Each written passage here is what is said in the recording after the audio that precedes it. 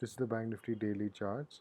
Red candle formed even though there was a massive gap up. Lots of consolidation happening here, and potentially tomorrow can be an interesting day for the market to continue its rally upwards or start filling some of these gaps that have been going on for a few days. Let me take you to exactly what happened today. So on Thursday, the market closed 39,340.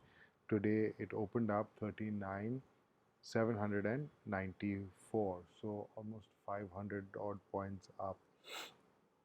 Moved up, gap up, and I thought the 500 odd, what was the moving average of the day, would be around 800, 850 odd levels, which is what the first candle itself tested, broke, and then in the second candle resisted, essentially creating an all-time high around 39,900 or so.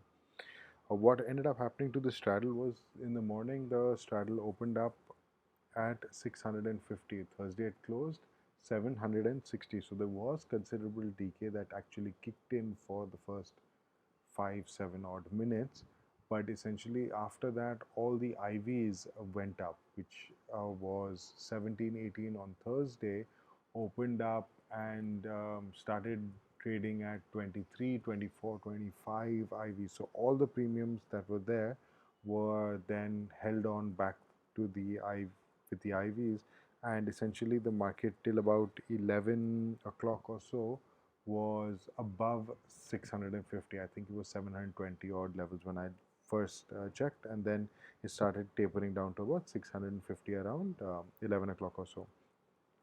Open interest was interesting, right? Through the day, the calls were at around 40,000. There was some build up happening around 40,500, but not considerable. And as the market sometimes corrected down, it would go to 39.9, 39.8. Puts, on the other hand, was a solid 39,500. Though at one point, I think around 1 o'clock or so, there was again some build up happening around 39,000. So potentially everybody's expecting some big moves second half. So we were a little considerate or a little careful around that. But today overall, you can see that the Bank Nifty traded in its this kind of zone through the day. Overall, the Bank Nifty closed at 39,684. Straddle closed around 628.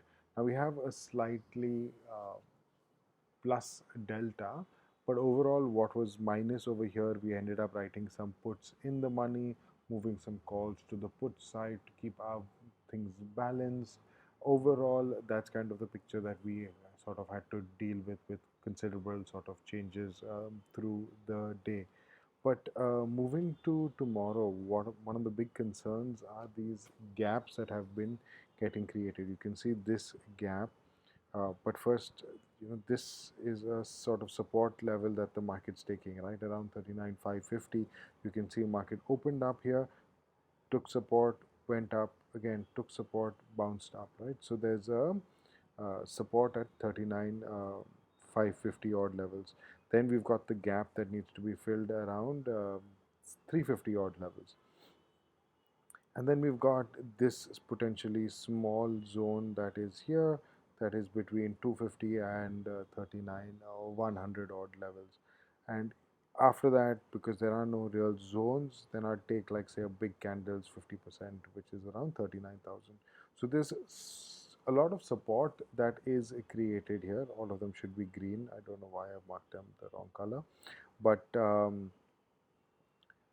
on the upside, again, there is a lot of resistance around 40,000, and the opening and the first sort of hour of trading will give us a sign of whether this 40,000 will get tested or will it actually start covering to start breaking these zones, testing this, taking supports and either bouncing back or continuing downwards.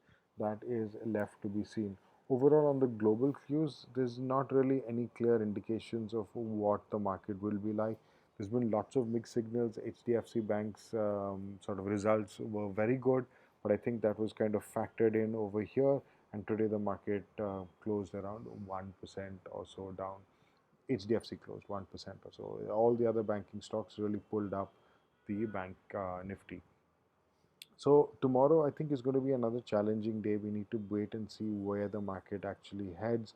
Like I've been saying, when we're looking at sort of the one-day chart, where the 20-day moving average is around 38,000, and today the market's closed 39,600. So it's like 15, 1,600 points, and typically around 1,100 odd points to average to range is kind of what I look at. 500, 550 is where the market will really sort of feel the resistance and start coming down, correct, maybe consolidate, and then continue its move upwards. So this has just been one upwards move, right, with small consolidations happening but no major corrections.